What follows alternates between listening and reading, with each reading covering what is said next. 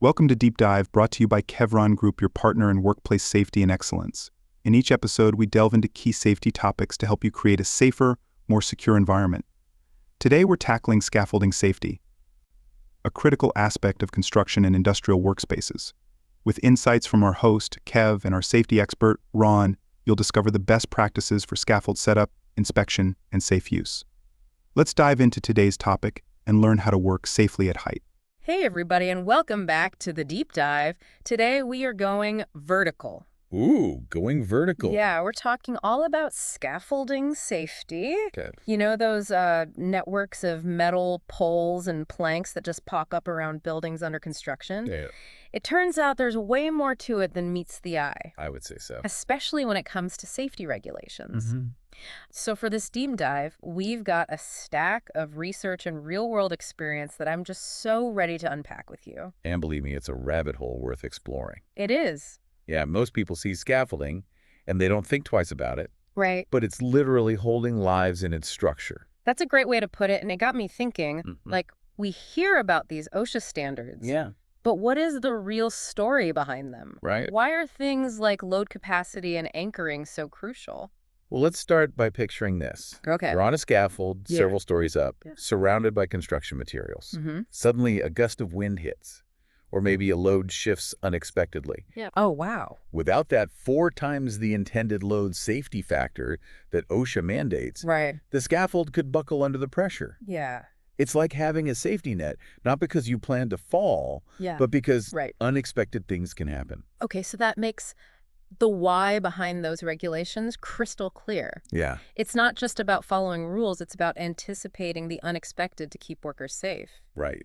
And I guess that thinking applies to anchoring and base stability too, right? Absolutely. Yeah. Think of it like building a house of cards. Okay. If the foundation is shaky, Yeah. the whole thing collapses. Oh, yeah. With scaffolding, that shaky foundation could be uneven ground or improper anchoring. Right. It's like that sinking feeling you get when you realize your camping tent is on a slope, Oh, I've been there. you know? Yeah. So we've got the scaffold itself built to withstand more than it should ever have to. Right. But what about getting up there in the first place? Mm-hmm. I'm imagining hopping on a random plank isn't exactly best practice. Yes. You're catching on. Yeah. Safe access is a huge part of OSHA standards for a reason. Right. It's not just about preventing falls from the scaffold itself, Yeah. but also preventing falls while getting onto it. Oh, okay. Designated ladders or stairways designed specifically for scaffolding are a must. So no more shimmying up a wobbly ladder.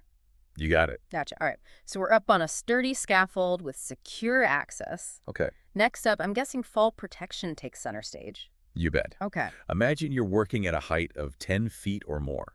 Mm-hmm. OSHA mandates guardrails, mid-rails, Right?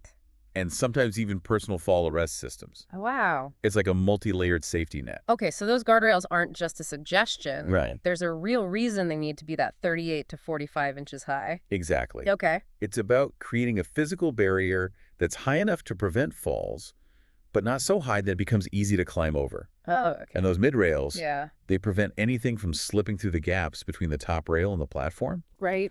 Think of it as a belt and suspenders approach to fall prevention. Yeah.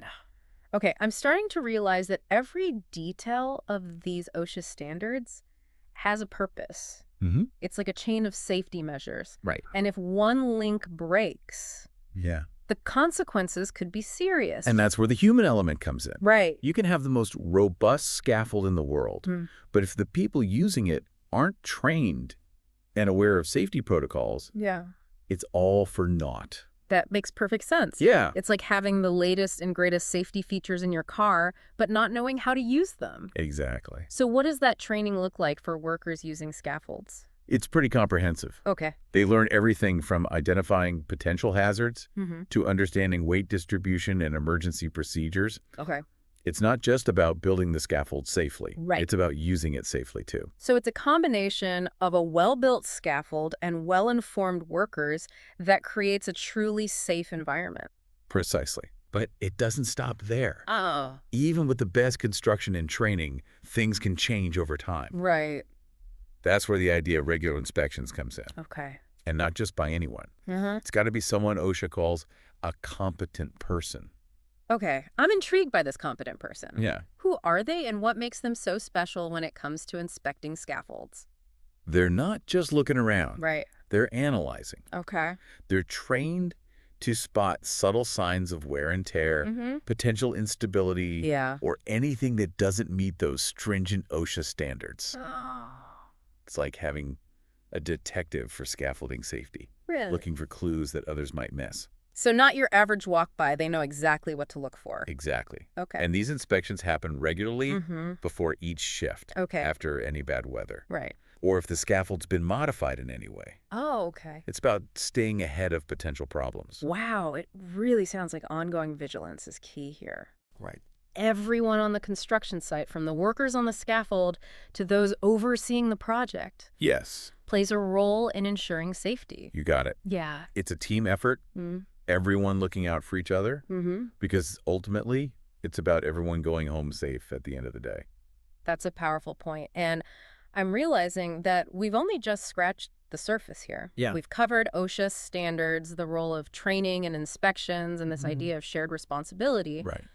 But there's so much more to explore. Absolutely. Yeah. Uh-huh. Welcome back to the Deep Dive.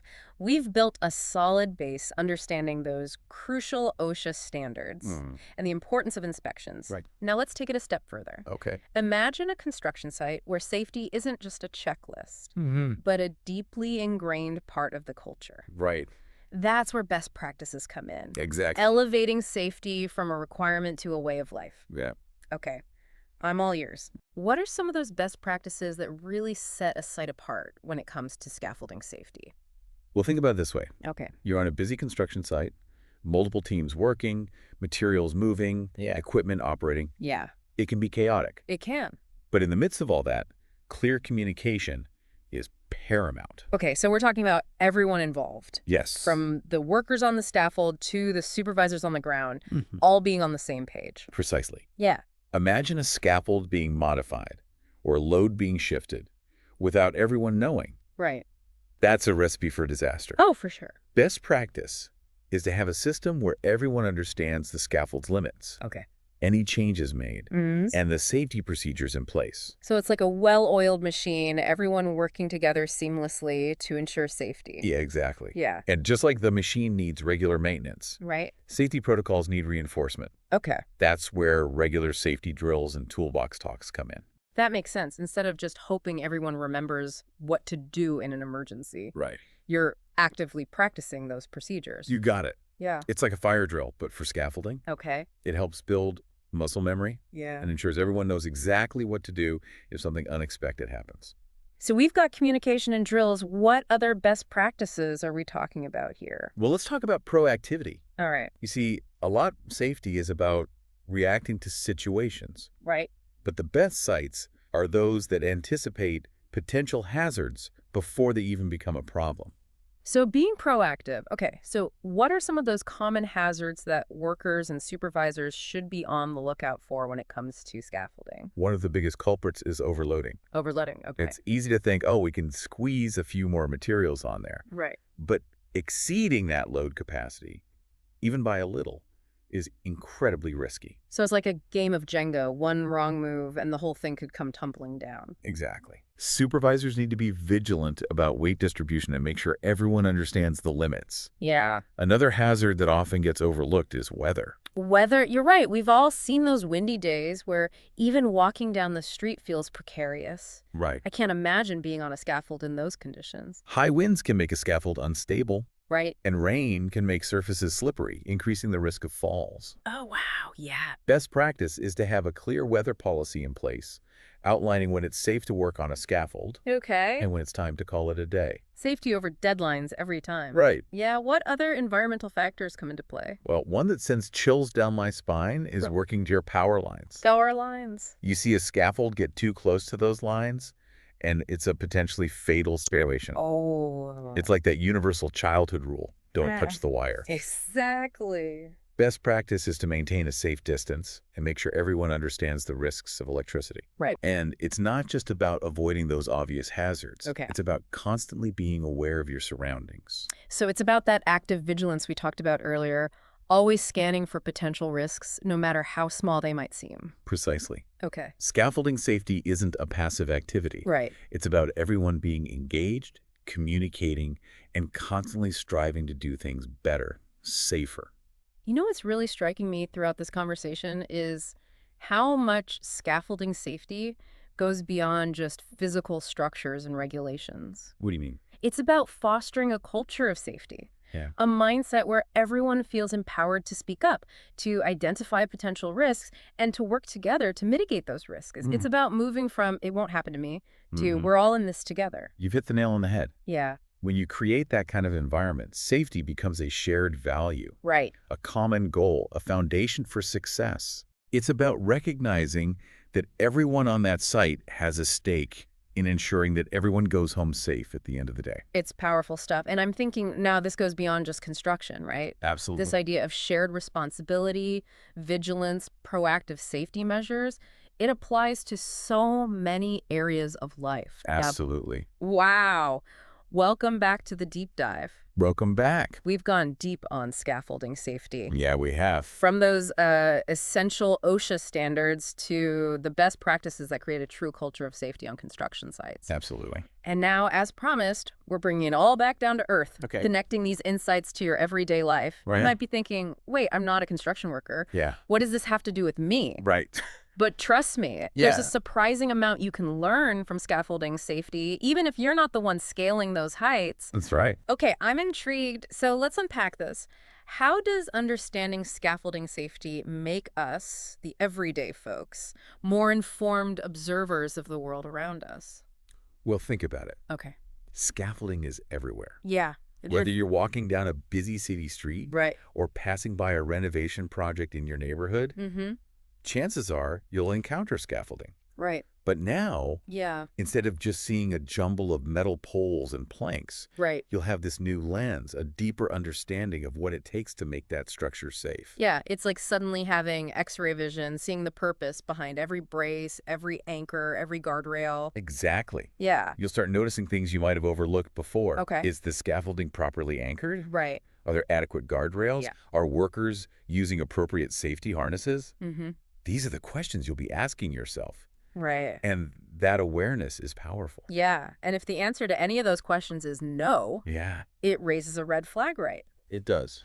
It's a sign that something might be amiss, and it might be worth reporting to the appropriate authorities. Yeah, your newfound knowledge empowers you to be an advocate for safety, Right. not just for the workers on the scaffold, but for everyone passing by. For sure. You might be thinking, but what can I do? Yeah. Well, a simple phone call to the city or the construction company can make a difference. Right. It's about recognizing that safety is everyone's responsibility. Absolutely. Not just the responsibility of those directly involved in the work. Exactly. And this awareness, this idea of looking out for potential hazards, Yeah, it extends beyond construction sites, right? absolutely. The principles we've discussed today, Mm-hmm. the emphasis on planning, communication, and risk mitigation, they can be applied to countless aspects of your life. So it's not just about looking up at scaffolds. Right. It's about looking around at our own daily routines and identifying potential hazards. Precisely. Okay. Think about it. Yeah. Maybe you're tackling a DIY project at home. Are you using the proper safety equipment? Yeah. Are you following instructions carefully? Okay. Or maybe you're organizing a community event. Mm-hmm. Have you thought about crowd control, Right. emergency exits? Yeah. It's about taking that proactive approach to safety that we talked about earlier, rather than waiting for something to go wrong. Exactly. Right. And it all starts with that awareness that you've gained from understanding scaffolding safety. Yeah. You've now got this mental framework for spotting potential hazards and thinking about how to mitigate those risks. And that can make a real difference in your life and the lives of those around you. Yeah. It's amazing how something as seemingly specific as scaffolding safety can have such broad implications.